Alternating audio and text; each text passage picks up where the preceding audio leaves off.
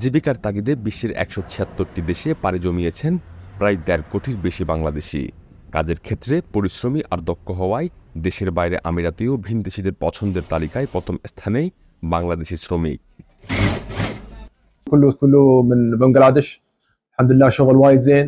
আমি দীর্ঘদিন ধরে আমার গাড়ির যে কোনো কাজ বাংলাদেশিদের দ্বারা করাচ্ছি। আমার ধারণা হয়েছে তারা অনেক অভিজ্ঞ। আমার অনেক বন্ধুও রয়েছে যারা বাংলাদেশের নাগরিক। সব কাজেই তারা তাদের পারদর্শিতা প্রমাণ করেছে। বাংলাদেশি কর্মীরা তাদের কাজ খুব দক্ষতার সাথে করে। যে কোনো ধরনের কাজ তারা দ্রুততম সময়ে আয়ত্ত করতে পারে। কায়িক শ্রম বিক্রয়ের প্রত্যাশায় একসময় প্রবাসীরা দেশের বাইরে পাড়ি জমালেও এখন এসেছে ভিন্নতা। ১০-১৫ বছর আগে এরকম ব্যবসায় গিয়ে চাকরির দিকে বেশি মনোযোগ থাকতো। এখন সবসময় একটু খেয়াল করে যে আগে যাওয়ার জন্য, একটু এগিয়ে যাওয়ার জন্য, মানে ব্যবসা বাণিজ্যের দিকে।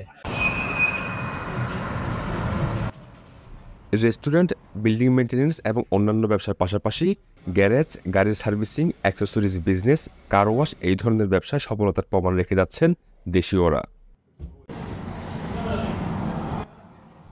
১০-১৫ বছর আগেও বাংলাদেশিদের এমন সফলতা নজরে না আসলেও বর্তমানে অনেকেরই রয়েছে একের অধিক প্রতিষ্ঠান, যেখানে শত শত প্রবাসীরা পাচ্ছেন কর্মসংস্থানের সুযোগ।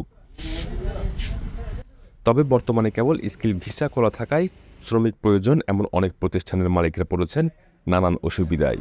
এমনকি দুবাই ছাড়া অন্যান্য প্রদেশে নেই ভিসা পরিবর্তনের সুযোগ। সমস্যার ব্যাপারে নিয়ে অনেক সমস্যা, আমাদের ভিসার প্রয়োজন এবং ওয়ার্কার ভিসা, আমাদের অনেক রকমের সমস্যা। এখন ওয়ার্কার ভিসার জন্য আমরা যখন কাজের জন্য লোক পাচ্ছি না। এখন আছে আজকে খাড়া এই প্রতিষ্ঠান আজ থেকে 4 মাস আগে চালু হওয়ার কথা ছিল।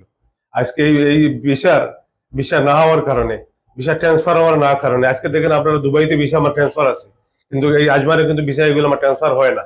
কিন্তু এই প্রতিষ্ঠান খোলার মস্তে আজকে যে প্রতিষ্ঠানগুলো, এই প্রতিষ্ঠানে কমসে কম আরো 20 জনের লোকের দরকার। কিন্তু বাংলাদেশ সরকারকে আমি আবেদন করতে চাচ্ছি যে আমাদের আজকের বিষয়টা বন্ধ হওয়ার পর কারণে আমাদের ব্যবসা বাণিজ্য বাংলাদেশে আমরা আজকে আগে যাইতে পারতেছি না। বাংলাদেশে আমার আই থিঙ্ক বাঙালিরা 3rd পজিশনে আছে এই আমিরাতে, এবং এটার যে অ্যাক্সেলারেশন, এটা বেশি দিন দেরি নেই, বাঙালিরা 2nd পজিশনে চলে যাবে ইন এভরি সেক্টরে।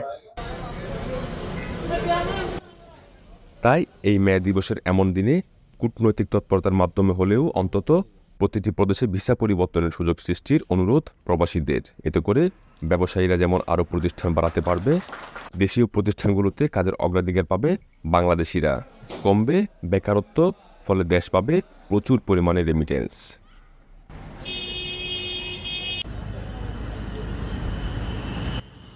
ইশতিয়াক আসিফ, সংযুক্ত আরব আমিরাত, চ্যানেল 24।